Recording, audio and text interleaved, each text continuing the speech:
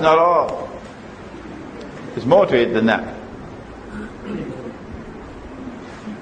In the Quran, Allah has prohibited ripping off people. 3 times in the Quran He has said, وَلَا تَبْخَسُوا النَّاسَ أَشْيَاءَهُمْ. Don't rip off people. How do you rip them off? By diminishing the value of what they have. Their property, their wage, their belongings. As the value of your money falls, everything else is falling. I am a writer. I earn my livelihood, alhamdulillah, from my books. So nobody can fire me.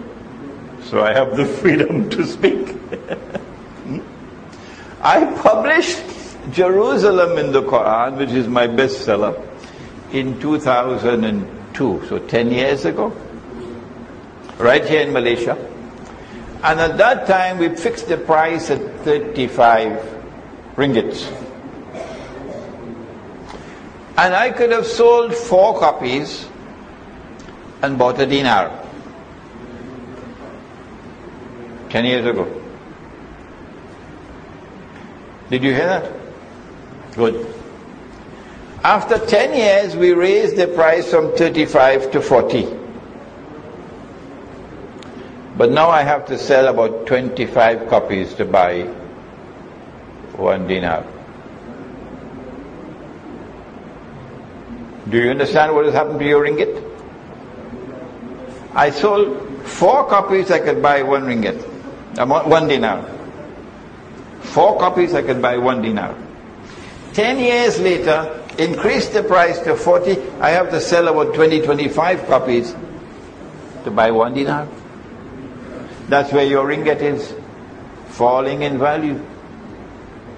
And your case is not as bad as Indonesia. It's not as bad as Pakistan. It's not as bad as Bangladesh. It's not as bad as Egypt. As the value of the paper money falls, the people become poorer and poorer.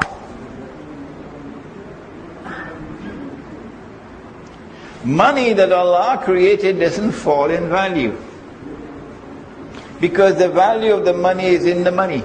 It has intrinsic value. That's why the IMF prohibited the use of gold as money. Why? Because they want you to be imprisoned with this paper money. They used to have paper and printing press and ink to create money. That's all you needed to create money. You need paper, you need a printing press, and you need ink. And you could make money out of thin air. Who is Imran Hosein to say that? Oh, Imran Hosein has studied international monetary economics, so he knows what he's talking about. Oh yes, he knows the subject. They don't teach the subject in the Darul Uloom, international monetary economics. No. And that's why our muftis give fatwa without a knowledge of the subject. In 1971, the United States reneged on its obligations under international law to redeem US dollars for gold. And from that day to this day, it's only paper. When they print their paper, it's called hard currency. So you can have a US dollar anywhere in the world. You could go Indonesia, you could go Bandung, you could buy what you want with US dollars. So it's very advantageous for them to print paper and buy all the oil in Saudi Arabia. It doesn't cost anything except the paper and the ink. But when we print paper, we the donkeys, because we are donkeys, we have a load of books on our backs. كَمَثَلِ الْحِمَارِ يَحْمِلُ أَصْفَارًا, says Allah. Donkeys with a load of books on our backs. We print the paper.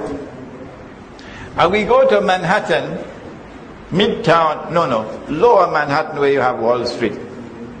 And we take a whole suitcase filled with Bangladeshi taka. Can't even buy a cup of coffee. That's why we are donkeys. If you can't understand that this is bogus and fraudulent and haram, you should buy a one-way ticket and go to the moon. But Bank Negara will never say that it's bogus and haram. And the muftis will never say it's bogus and haram. But Dr. Mahathir explained something to us recently. And remember, Dr. Mahathir is not an alim. He's a politician. He's a secular politician. He's a nationalist. He's not an ustaz. No, he's not an alim. And he pointed out they don't need to print paper anymore. He says all that the Federal Reserve has to do now, and only the Federal Reserve can do it, no other central bank can do it, is write a check for $7 trillion. $7 trillion. And just send the check to the banking system. And that enters into the books of the banks.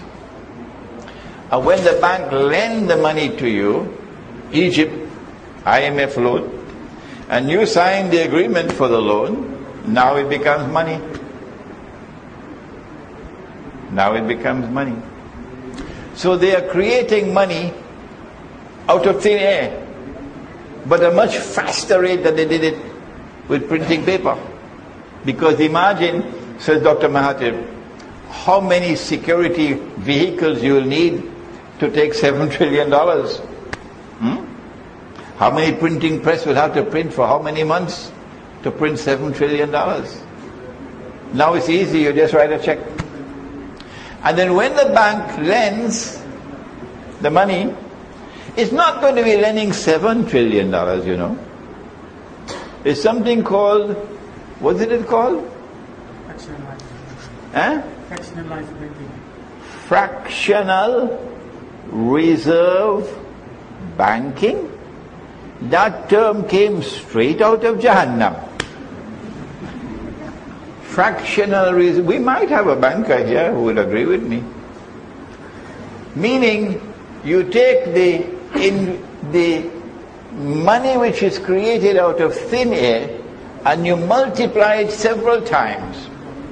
If I have 100 ringgits, I'm a bank, I can lend 1,000 or more. Called fractional reserve banking. So this is bogus upon bogus, fraudulent upon fraudulent, haram upon haram.